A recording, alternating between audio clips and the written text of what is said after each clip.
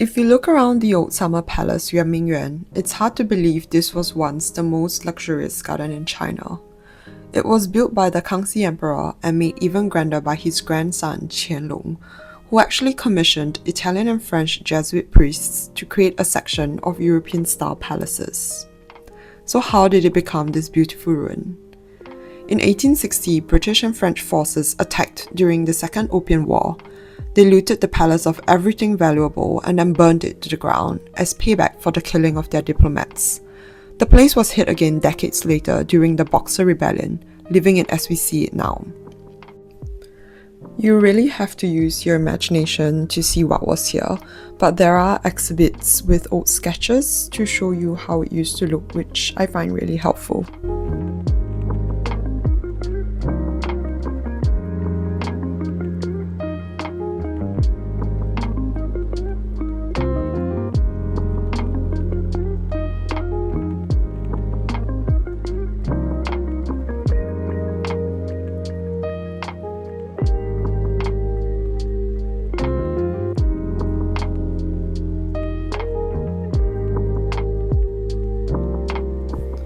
Beyond the main ruins, the rest of the garden is absolutely worth exploring. There's the vast Fuhai Lake, lined with beautiful weeping willows, and the Qiyuanfeng He area, which was directly inspired by Hangzhou's lotus gardens, so you'll see huge lotus leaves covering the water in hotter months.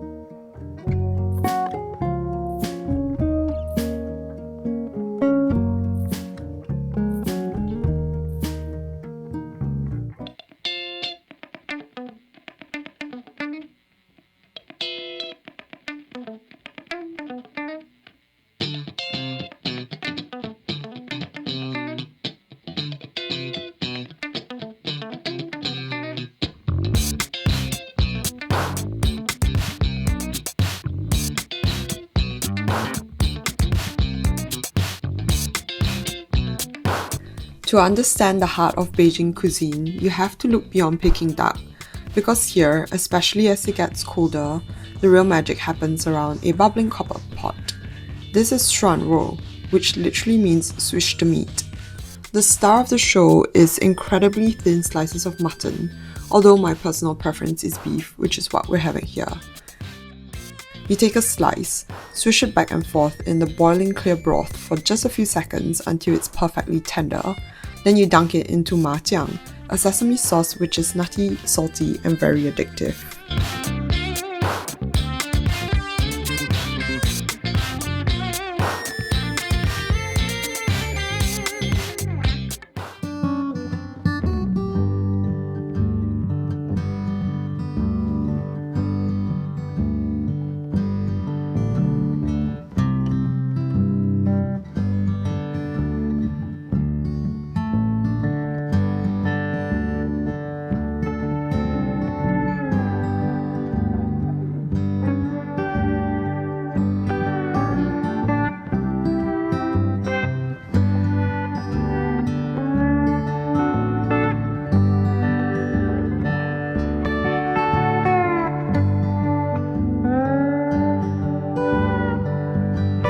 We visited the Temple of Heaven, or Tian Tan as it's called in Mandarin, which was built in the same era as the Forbidden City by the Ming Emperor Yongle. The Forbidden City was where he ruled over men, but here at the Temple of Heaven, he spoke for man to heaven itself. The main buildings are round, to mirror the dome of the sky, while their foundations are square, representing the earth. This is ancient Chinese cosmology, set in stone and wood. Once a year, the emperor, known as the Son of Heaven, will come here to perform the most vital ceremony in the empire. He would beseech heaven for good harvests. In a society built on agriculture, the fate of the entire nation rested on this ritual. So when you walk these gardens, you're not just in a beautiful park. You're standing in a spot where an entire civilization placed its hopes and where the earth and the sky were believed to meet.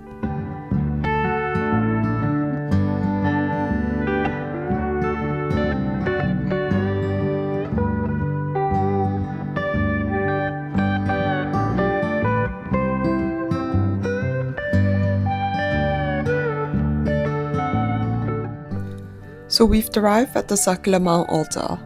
This three-tiered marble platform is where the emperors performed the most important rituals by giving thanks to heaven and asking for their blessings.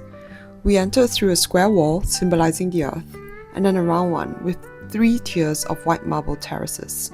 The bottom terrace represents hell, the middle one represents the mortal world, and the top terrace represents heaven.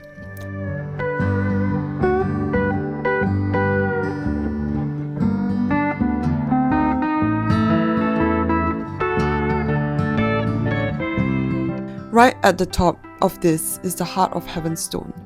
When the emperor stood on this very spot, his voice was naturally amplified by the curved walls around him, projecting his prayers from the human world to the divine. We headed north from the altar to find the Imperial Vault of Heaven, but to be honest, most people come here for what's around it, the Echo Wall. Because of its circular shape and perfectly smooth bricks, 2 people standing on opposite sides can have a full conversation in a whisper as the wall literally carries the sound all the way around.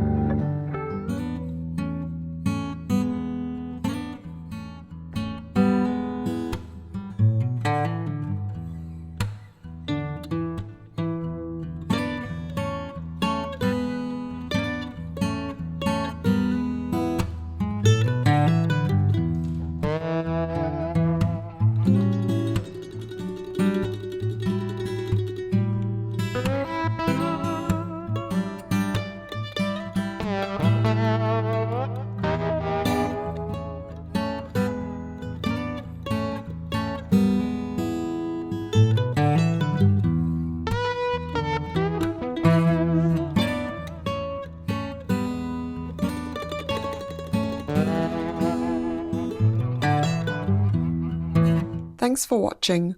Want to see where I go next? Subscribe and I'll see you there.